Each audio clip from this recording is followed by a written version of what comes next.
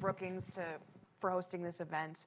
I have three people here with me who have more than enough direct experience to dig into the issues raised by Director Gruenberg.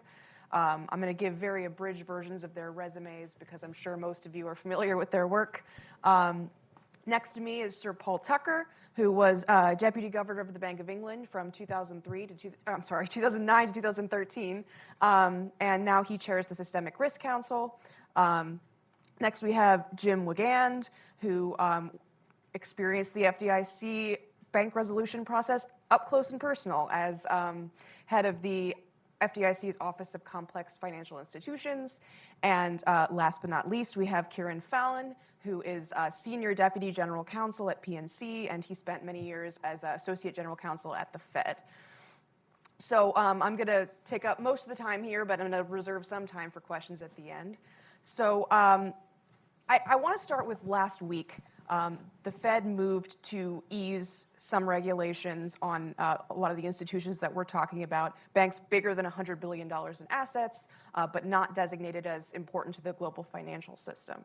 So where I wanted to start is, Paul, I know the Systemic Risk Council has raised some concerns about what that proposal might mean. So my question is, do you think that this will affect the likelihood of some of these institutions failing? It will. So I think the Fed has made a mistake. What they've done is they've reduced equity requirements for some banks, reduced liquidity requirements for some banks. But then, as Marty Gruenberg said, they have relaxed resolution planning requirements for a number of regional banks and have abolished resolution requirements for banking groups with total assets of between 100 billion and 250 billion. You framed the question, Victoria, in terms of does this increase the likelihood of failure? But I want to answer it in terms of yes, a bit, but also has it affected the capacity of the authorities to cope with failure when it occurs? And that is the single, in this area, that is the single most important question. I think that completely abolishing resolution planning for banking groups between 100 billion and 250 billion is a decision that no reasonable regulator could reach. And for those of you that are lawyers, I'm using a test in English administrative law, and that's a gentler test than the hard look test that is applied here. I think the FDIC has it in its power to remedy this if, rather than following the same course for the resolution of insured depository institutions, if it changes course, and actually, as Director Gruenberg aired the possibility of this, the SRC has positively proposed this, actually requires regional banks to issue bonds, so that after the equity is exhausted, the losses need to go somewhere. That's the approach taken in Europe. This business of requiring so-called bail-in bonds to be issued only by GSIBs, that's a US thing, and it's a US thing that flows from the fact that Dodd-Frank had to be passed by the fall of 2010. And that was only 2 years after the nadir of the crisis, and thinking hadn't developed far by then. So yes, I think a big mistake has been made, a mistake that no reasonable regulator could take in one part of it, that's quite a big thing. That's quite a criticism. I want to make that absolutely clear. But I think this can be remedied and should be remedied, and I hope will be remedied by the FDIC. And the only other thing I'd say is that one of the things that surprises me, a bit on both sides of the Atlantic, but certainly here, is that office holders don't have the sense of fear which certainly gripped their predecessors only a few years ago. And I'm genuinely surprised by that sense of, oh my God, has passed so very quickly, and this is not in the interests of the American people. Yeah. So we'll just go down the line here. I echo Paul's comments that the probability of failure has increased, and that's because capital ultimately is the cushion that absorbs any potential loss that one of the financial institutions will take as a result of either a macroeconomic event or just the fault of the institution's management and idiosyncratic characteristics of its own portfolio. Capital is what absorbs loss, and any decrease in that will increase the probability of failure. However, that has to be balanced against the fundamental economics of the capital structure and the marketplace associated with the risk profile of the institution. So, ultimately, this is and has been debated for years, if not decades, as to how to balance those two factors. And the way you frame the question, Victoria, is that yes, the probability will increase, but the question is, how is that balanced against the risk? Well, there are other components. Liquidity is certainly one which Marty alluded to in his comments, that the runway to a failure is increased time-wise if an institution has sufficient liquidity to keep its operations going. And if that time frame is compressed, that runway is compressed, then to Paul's comment about the regulator's capacity to deal with the problem becomes more difficult. So liquidity in the resolution context doesn't necessarily change the probability of failure, but it does influence it. But really, it has a more material impact on how failure comes about, or how it facilitates the ability of regulators or other persons to deal with the failure. And so that is an important component of liquidity. And then with respect to resolution planning, it's a little surprising that an aspect of human behavior has kind of not been discussed or really brought to fore about this. And that is, with respect to the process itself, the planning process itself, at the institutions who put together the plans, a really high degree of resources have been dedicated over the past 7 years in that effort. And the people who work on those plans at the institutions took the exercise very seriously and had great cooperation ultimately by others within the organization to put together a very strong planning process and a robust product that the regulators in turn would review. As you extend basically when those due dates come about, the natural tendency will be to remove resources, and the people who work on that will be directed to other work streams, and the organization itself will, just by its very nature of not having to focus on it, not focus on it. And ultimately the question is, how much has that process been baked into business as usual processes elsewhere, outside of the resolution planning stream, such that resolution is taken into account as any type of changes in the structure or market footprint, operations, acquisition plans, cross-jurisdictional activity. The list is endless, but ultimately is how much has that been baked into the process so that, in fact, the institution is going to be able to actually have a resolution, a capability to deal with the resolution, or the regulators have the capability to deal with the resolution in the event it actually were to fail. And so that is kind of really something that's been missed. The time frame, people think, oh, the product just becomes stale. Well, it's actually a larger issue than the product becoming stale. Right, yeah, and Kieran, I want to bring you in on this too, and I'm also curious your response to, Director Gruenberg's proposal, and Paul brought it up here too, about this idea of requiring bail-inable debt for more than just the mega banks, this TLAC proposal. So, your response to some of the points they brought up, and what do you think about that idea? Sure, so I think I think theoretically you have to agree to the extent capital levels are reduced. It does increase the probability of default, but I think it's a matter of degree. I think the proposals that were recently finalized by the agencies don't really gut what were the core capital liquidity requirements that were enacted after Dodd-Frank. I think, all would admit, including my organization, that capital and liquidity levels were far too low before the crisis. They've been substantially increased after the crisis, and I think these recent rulemakings, fine-tune those requirements to some extent. If you take a look at at least the Federal Reserve's estimates on this, their estimates were that the capital changes that were recently adopted would alter capital only about 60 basis points in terms of risk-weighted assets. And in terms of high-quality liquid assets, the liquidity requirements, the changes would only reduce those requirements by about 2%. For institutions that have more than $100 billion in assets, those organizations would also still continue to be subject to the Federal Reserve's Section 165 liquidity stress test requirements.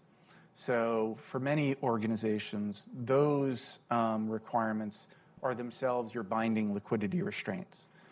So for those organizations, these modifications really wouldn't alter the amount of high-quality liquid assets they retain in order to make sure that they have adequate liquidity in terms of a crisis.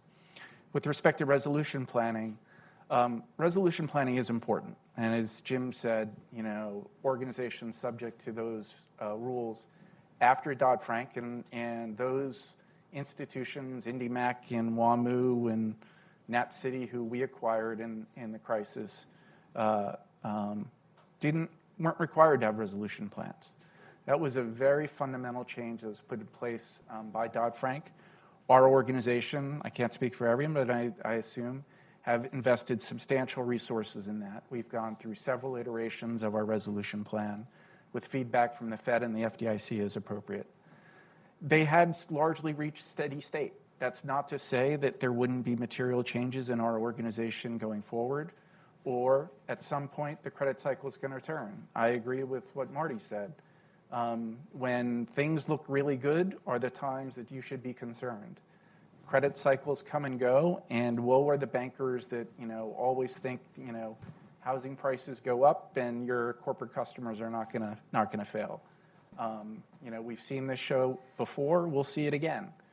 Resolution plans are really important. I do think the agencies still have the flexibility to request a resolution plan in case the circumstances change, so that 3 and 6 year time frame that are generally within the rule for filing, at least for a triennial filer like PNC, a full and targeted plan aren't hardwired in the sense that they can't be changed. The agencies can change that timing if it's appropriate, if economic circumstances change. And institutions actually have an obligation to update their plans if they do undergo a material merger, acquisition, or something else that would fundamentally change your resolution strategy. So all in all, I think, is the balance there right? You'll have to see how things play out. I mean, if indeed situations get worse and the regulators don't exercise their authority, perhaps for particular institutions, to accelerate those resolution plans, then I think, I would agree that would be a concern, but it's too early to say that yet. I kind of want to ask a more provocative question. I mean, given what we were just hearing about Washington Mutual and basically how the stars aligned when it came to dealing with the failure of that institution, I think I'm going to pick on Jim for this one. Are any large regional banks too big to fail? It's a very good question, and I think the answer is one of looking at the context of failure, circumstances of failure. There was even a debate when Washington Mutual failed as to whether or not its failure would be systemic. And the systemic element of that was not the fact that uninsured depositors might be taking a hiccup. We looked at that issue and were concerned about such a large number. So that was kind of a clear case. If uninsured depositors took a haircut, there would be a contagion effect in the midst of a financial panic associated with that, because others would look at their financial institutions and say, I'm not going to take a risk, I'm going to withdraw my money. You would have runs, and ultimately that's what caused Washington Mutual to fail, was a run on its deposits. That was the immediate precipitating event. Obviously, it had capital issues, fundamentally. But Any large regional bank, if it were a standalone failure and in the midst of a very healthy economy and a very stable financial system, depending on its degree of integration with the rest of the financial system and cross-jurisdictional issues. See, already I'm starting to build in some hedges here. Might be able to fail without being called too big to fail.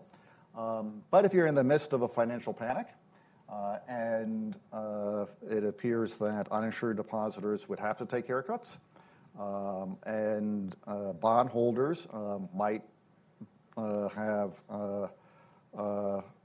unexpected losses, and the key word there is unexpected, because I think with the TLAC requirements associated with the GSIBs, there is now an expectation that that will be a loss-bearing debt class, but I'm not sure to the extent that type of thinking has filtered down into the tiers underneath the GSIB level. That there might be cause of concern about what a destabilizing effect the failure might have on the financial system.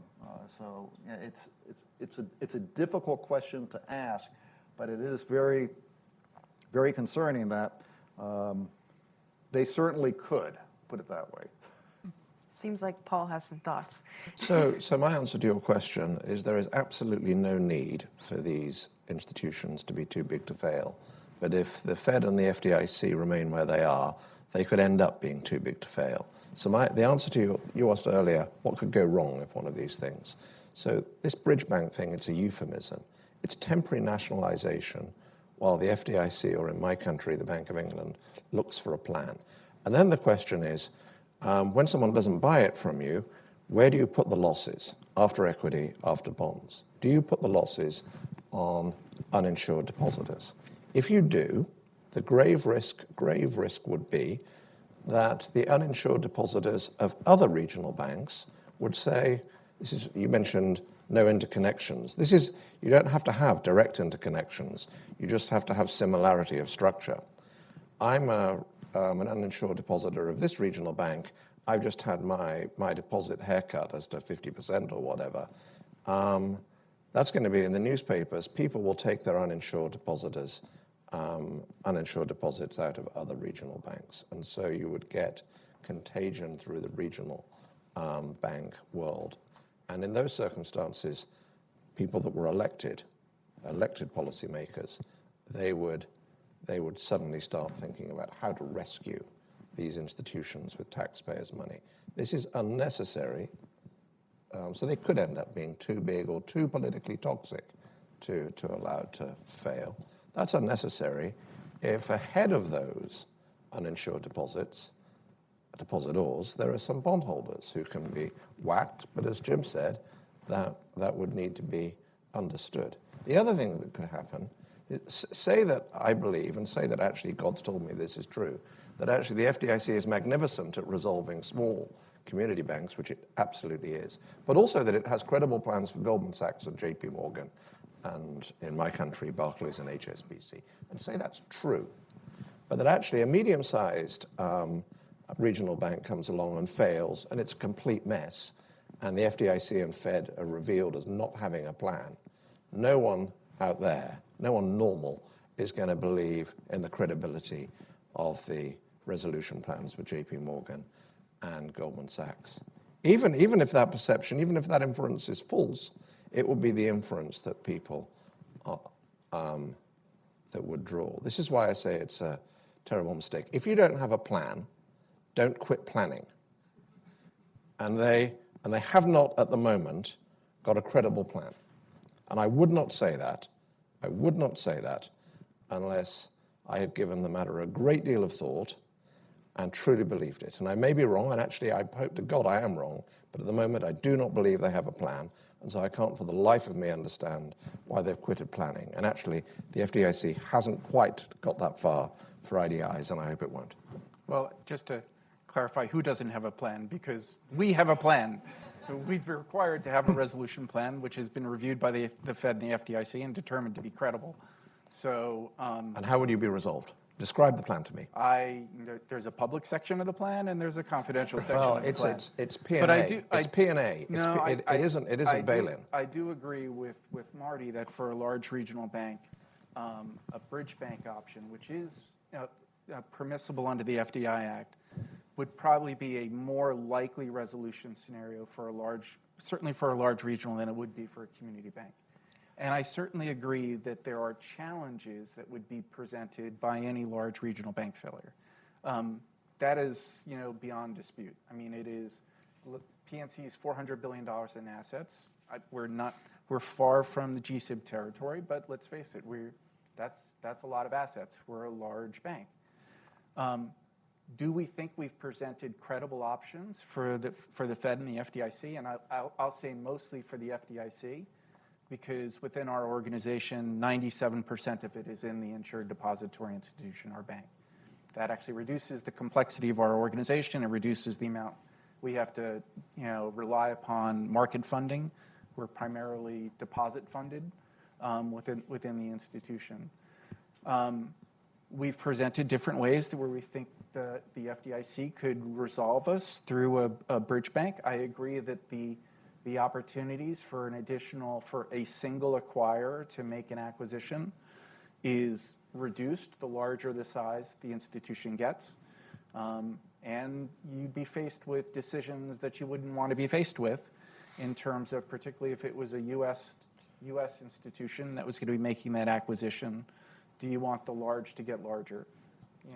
There might be a possibility for a foreign institution to come in that doesn't have much of a U.S. presence, but the range of options does get narrower. Yeah, so institutions like ours, we come up with different strategies that can be used to break the institution up through smaller transactions, through partial sales to different bidders in order to maximize the value of the organization so the FDIC can meet its least cost test requirement while still resolving the institution in an orderly way. Is it perfect? Probably not. Has it been tested? No. Thank goodness. I do think, when I was at the Fed and Marty was at the FDIC and you were as well, the agencies ran simulations about how you'd run a resolution. I would strongly support the continuation of that, and to the extent the industry can help the FDIC, improve and understand how to make one of these resolutions work.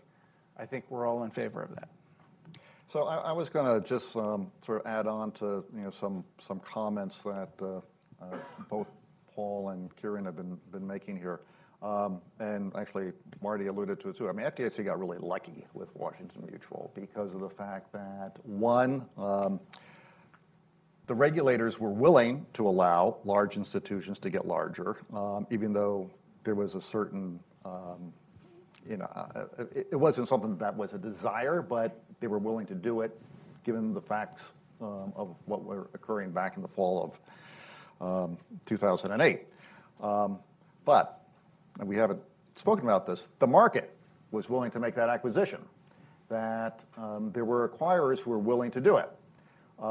Given the litigation and the contingent liabilities associated with the acquisitions that took place during the financial crisis, and you start with Bear Stearns, and the acquisition JP Morgan made of Bear Stearns, which wasn't a depository institution, but nonetheless it put on its balance sheet a significant amount of contingent liability risk associated with the mortgages and the operations of what Bear Stearns had. I think there's going to be, unless memories of these boards are very short, there'll be a great reluctance to be willing to make that type of acquisition in the future without a significant indemnification from the government. And that would then require a high degree of political tolerance in order to deal with the value of providing that indemnification. And I'm not even going to speculate as to whether or not that would be possible. So a P&A is, from both the regulatory perspective and probably from the market perspective, not really an option. So that takes us to the bridge bank option. And when we think of bridge bank, we should think of that in the terms of operational feasibility. And there are a whole host of issues. I mean, Kieran I alluded to them. Marty's alluded to them. There are many operational issues associated with a bridge bank. But you can struggle through them. You might be able to operate a bridge bank without significant knock-on or contagion effects. But the capital structure ultimately is going to dictate whether or not the market is going to have a severe reaction. Because ultimately, where the losses go and who bears those losses will define how the market reacts. And the expectation versus reality is a component of that. So if there's an expectation that you're going to bear a loss, then the market reaction is significantly less than if you were not expecting a loss and all of a sudden out of the blue, you say, geez, look at this. My uninsured deposit, I received a 50% haircut, and it might be because the characteristics, the profile of that particular bank that failed was such that there's no way you could torture the least cost test to make it work to basically convey the uninsured deposits in a transaction. So the capital structure is a very key component of this. And I do think what saved the FDIC and, quite frankly, uninsured depositors from running at particularly the large mid-sized banks and even the larger banks to some extent, was the fact that no uninsured depositor suffered a loss when Washington Mutual was resolved. And that was only feasible because of that $13.8 billion of loss-absorbing debt that buffered basically the equity loss and the deposit class of creditors. Yeah, so jumping off this idea of whether or not there's a bigger fish, right, and whether there's a bigger bank that can take over the failed institution. One thing I'm sort of curious about is obviously one of the major trends in the banking industry is mergers and acquisitions, and the number of banks is shrinking, and so you're ending up with a smaller number of institutions that are getting progressively larger. And one of the effects of the recent regulatory moves could be to allow some of the larger regionals to get a little bigger. And so I'm curious whether this just makes all of the problems that we're talking about even more complicated. To have banks, for example, the proposed merger between BB&T and SunTrust, that will wind up being one of the biggest banks in the country. So is this a trend that's good to have maybe like a smaller number of institutions to focus on, or does that just make everything even worse? I'll head off. I think, I think the combination of SunTrust and BB&T is driven by a couple factors. One is the need for scale for technology and cyber these days. I think if you actually look at what SunTrust and BB&T indicated is, the market is developing. Consumers want digital products. They expect everything to be on your cell phone. They don't want to go to the branches anymore. That takes a lot of investments. That requires some scale. So I think that is, a main driver behind that. I do think, I'm not saying you want to see, those regionals become GSIBs, which would then, create additional problems. But if you look at the deposit gathering over the last several years, the largest banks, the largest and most complex banks, have been growing deposits at a rate of about 20% between 2013 and 2017. Smaller banks have been growing deposits at a much lower rate. So you're seeing greater concentration just through natural growth. And you see some of the GSIBs now expanding into new markets where they haven't been before. JP Morgan and Chase have announced plans to open 70 branches here in the DC area. You've got Bank of America that's moving into regional markets that they weren't. So the question is, do you want some counterbalance there, and how is that going to be an effective counterbalance? I think having a strong regional bank presence, a number and diversity of regional banks that have both the scale to compete with those largest and most complex institutions in terms of deposit gathering, technology, consumer-facing platforms, and cybersecurity, I think is a good thing. I think, I don't think we're going to see mergers that would form a new GSIB. I don't think the regulators, even this set of regulators, would be open to that kind of combination. Yeah, I think an important element of the question really deals with the technological changes that are occurring in financial intermediation. And I've heard, and I assume that it is factual, that one of the reasons why large financial institutions have been successful in organic growth is because of the technology platforms they offer customers, and therefore those technology platforms are, in fact, because they have the money, these large institutions have the money to invest in them and to offer them to customers, are in fact a driving force of that organic growth. And if that is the case, then this is a trend that's just going to happen. And I think Aaron started off in his very early comments saying that we had 16,000 depository institutions. I don't recall, Aaron, if you had mentioned how many we have now, but it's under 5,000. So over the course of my career, I have, just like Aaron has said, I've witnessed, actually, I think it was more than 16,000 when I first started, institutions. But there are other countries where the number of financial institutions, at least large banks, and then you have the equivalents of credit unions or the like. I mean, the large banks are very, very few, relatively speaking. Canada basically has 5, some say 6, large financial institutions, and it appears to have managed that process fine. But consolidation is going to happen, and the question then becomes, does that consolidation actually result in, because of the other elements of regulation, does that result in higher risk of failure or a cost to the deposit insurance fund or society generally from one of those failing? And that's where all these other regulations come into play. I think a fragmented banking system is better. On technology, it seems to me, if you look back over the last 250 years or so in banking, that the really important shifts in technology that affected banking have been collective shifts.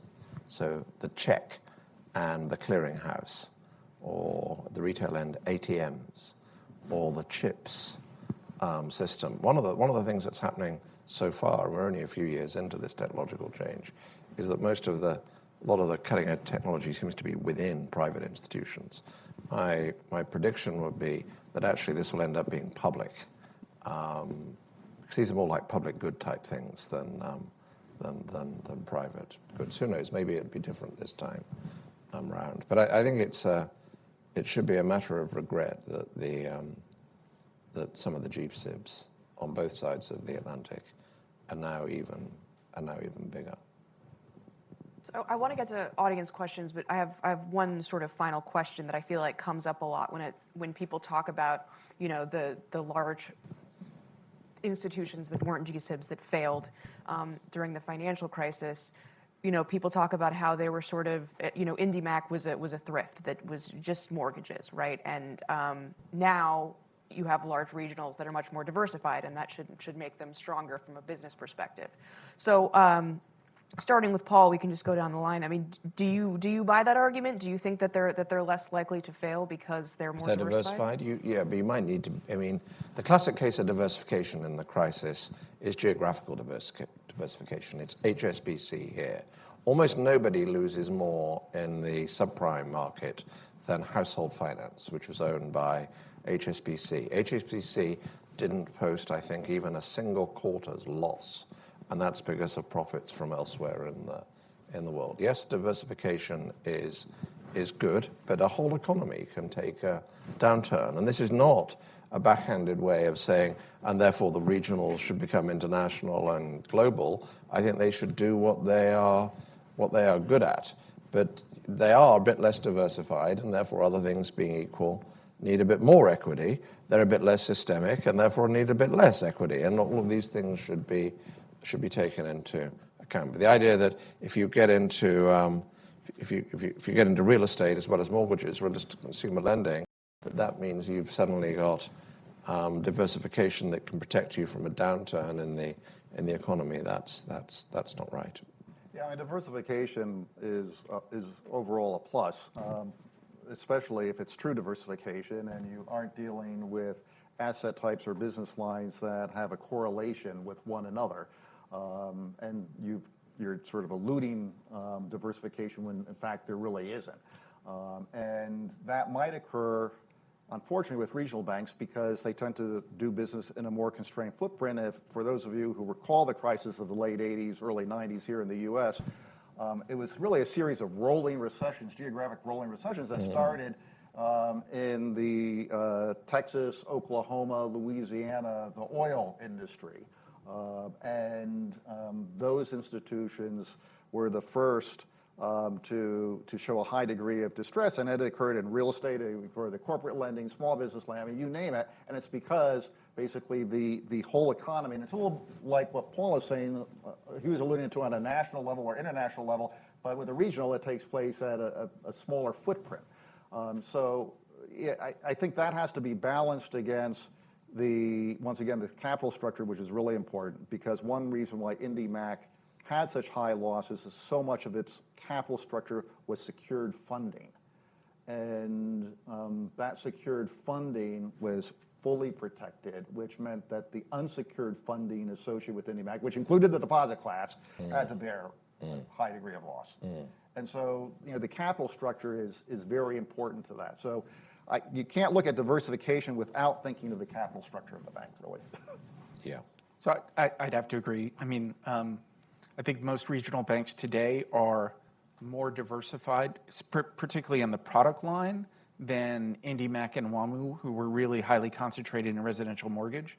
But I don't think people should take any serious comfort from that, in the sense that everybody always seeks to prevent the last crisis. The next one is probably not going to be residential mortgage. There's high degree of corporate leverage in the market today, so it's probably going to be a corporate-led recession. So there will be a turn in the credit cycle that will put stress on bank balance sheets. I think we're better capitalized, have better liquidity, and are more prepared for that than we were in the past. But you got to be vigilant every day. So I think I can fit in two questions. I'll just get them back to back. Yeah. Oh, I'm sorry. Great. We have plenty of time for audience. That's good. Good mistake. So, fake out. And introduce yourself. Hi, I'm Shakir. I'm from Johns Hopkins. It's not switched on. So I'm a grad student at Johns Hopkins. No, We can hear you. but the people watching can't. Hello. Hi. I'm Shakib. I'm a grad student from Johns Hopkins studying risk management.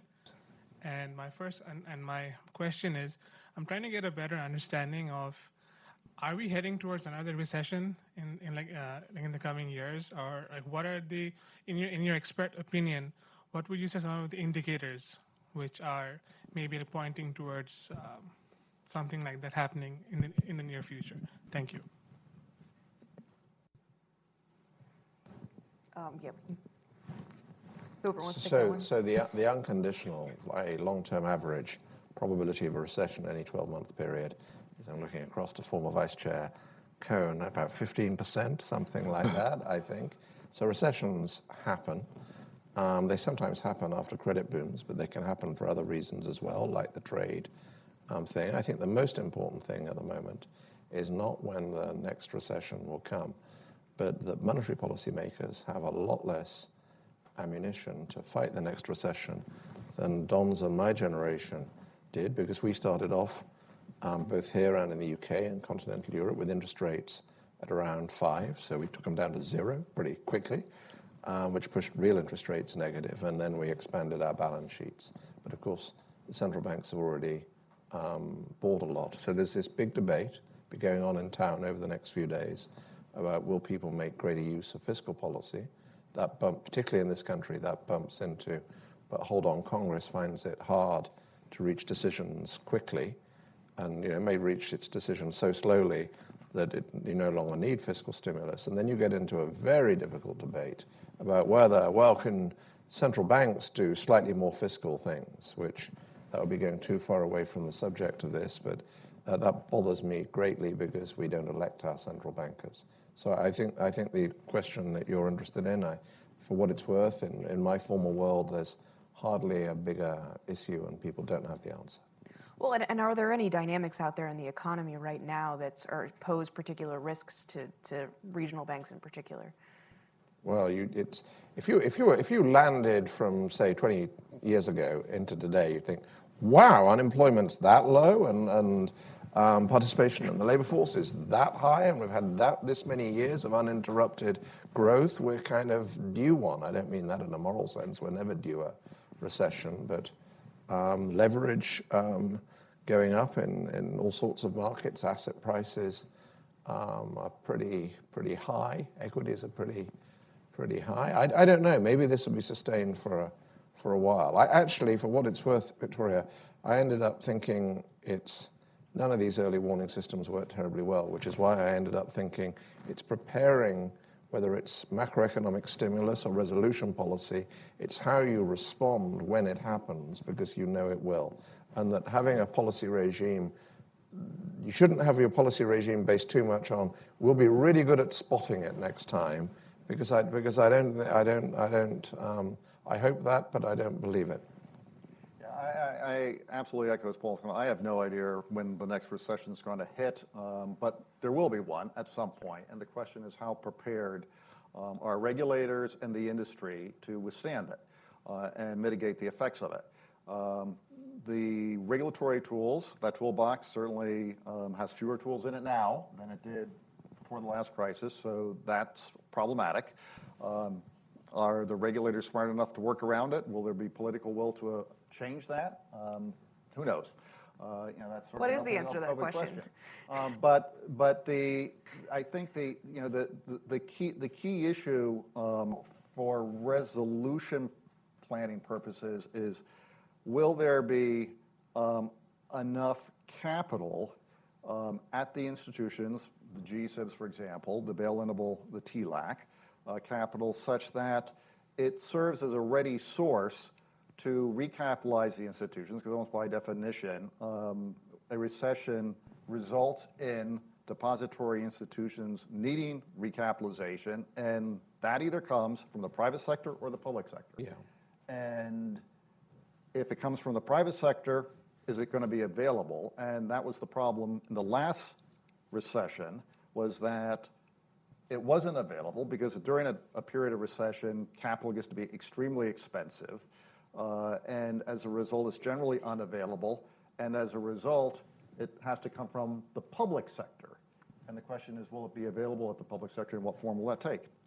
And that was TARP, or a portion of TARP, and that's sort of an open issue.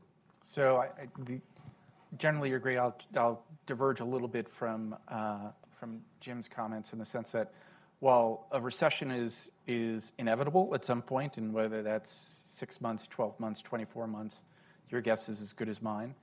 I wouldn't necessarily jump to the conclusion that the next recession will, require any large institution to go through the resolution process.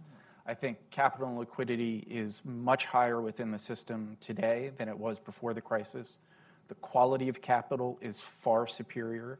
I think we have something that we didn't discuss here, which is really one of the main benefits, key post-crisis reforms was stress testing, which all major institutions do in the United States and in England.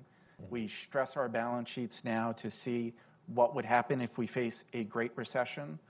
Will the next recession be a Great Recession or something like that? Hopefully not.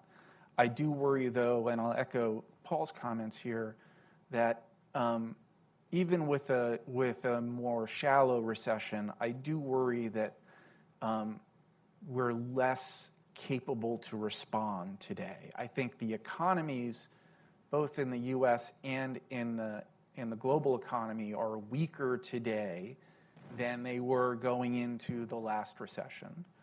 I think fiscal policy, particularly in the U.S., may not be as available as it was in the Great Recession. We are already printing over $1 trillion deficits, and that's while the economy is booming and unemployment is at an all-time low. So you could see there being less flexibility on the fiscal side in the U.S. to counteract what will eventually be a recession. Why don't we take 2 or 3? Okay, yeah. Thank you. Bert Ely, a banking consultant. I have a question with regard to the resolution plans that have been talked about. To what extent have the regulators tried to put together the resolution plans for, let's say, the 10 or 20 largest banking companies to see how they might interact during a downturn, to in turn try to identify situations where too many resolution plans call for the same course of action, which almost guarantees a collective failure of the resolution plans? Yeah. We can take another question, too. Up here in the green tie.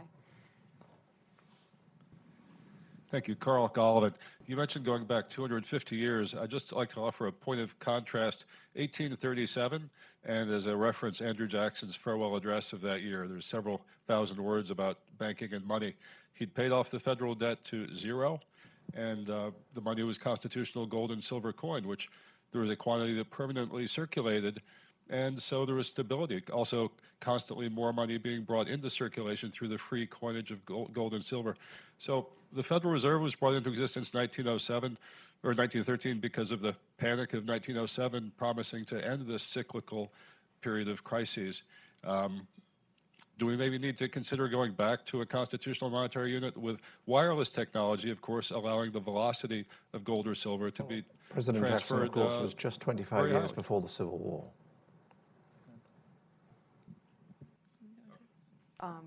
We'll take one more in the brown jacket and the blue shirt. Stuart Brown, Warren Capital. So in the last 18 months, we had one croaked bank and a runway, and I'm just wondering how many croaking aircraft are landing on that runway, and is the number increasing, or where does it stand? Banks that are not dead but perhaps running into trouble. I'm also wondering if FDIC is as robust as it was before. We've got a president who's not especially great at building up our institutions. And I'm also wondering if stuff like the choking repo market and Goldman choking on Lyft and Uber and WeWork are canaries. All right, a lot there. Jim, you want to start?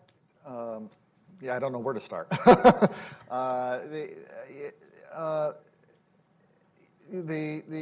The regulators keep a problem bank list. I don't know how many problem banks there are right now. Thank you. Yeah, okay. So in the overall scheme of things, a relatively small number. And the one takeaway, though, I would want to leave you with is that that's a rear view, that's looking in the rear view mirror. And I can't emphasize that strongly enough. I've already alluded to his comments about no failures in 2005 and 2006, but the reality is all supervisory regulatory reports, when you look at something like a problem bank report, that's looking in the rear view mirror because those are examinations were done a while ago. And so you're dealing with a timing issue, and then also you're dealing with the unforeseen issue. And I think that's actually become a more material problem right now. I think we've done a great job of learning from our mistakes and that we're not going to repeat the mistakes, but it's those unforeseen issues that we really haven't thought about. A little bit like today's discussion, we focus on a GSIB resolution. We really haven't focused on this class of institutions, this cohort, and yet it very well could be a risk. And so that, I think, ultimately is really what we need to be concerned about. So to the question about what if a number of GSIBs fail together, if one believes that the bail-in SPE thing is a really great resolution strategy, which I certainly believe it is, but I would, you want to make sure that these bail-in bonds aren't held by other banks, aren't held by money market institutions, and if they're held by insurance companies and pension funds, that they're subject to concentration limits. You wouldn't want, say, CalPERS to be owning all of the bail-in bonds issued by all the big American banks. And something that I said when I was responsible at kind of G20 level for this, and I don't think it's happened enough, is bail-in policy isn't just for bank supervisors and bank resolvers. It needs to involve, I've implied, insurance regulators, and to the extent they exist, pension fund regulators, but also securities regulators. Italy had a problem because Italian households invested a lot in bank bonds. And all of this is foreseeable and can be addressed, but hasn't so far. On the repo market point, I think part of what was going on was hoarding of reserves by some of the big banks. This is quite concerning. 2007 was harder to navigate because of hoarding of reserves by a few banks here, a few banks in London, a few banks in continental Europe. Frankly, I think that the mess doesn't reflect very well on that bit of the authorities, but they've got time to come up with a better system, and I think they can, and I think they need to. When you hit these crises, you need great resolution plans, you need a money market that works, you need effectively monetary policy system, and there's a degree of urgency about this because, going back to the earlier question, we don't know when this recession will come, only that it will. Yeah, I think we're out of time, but I really appreciate everyone for being here. I enjoyed the discussion. Hopefully you all did as well. Karen, is there anything?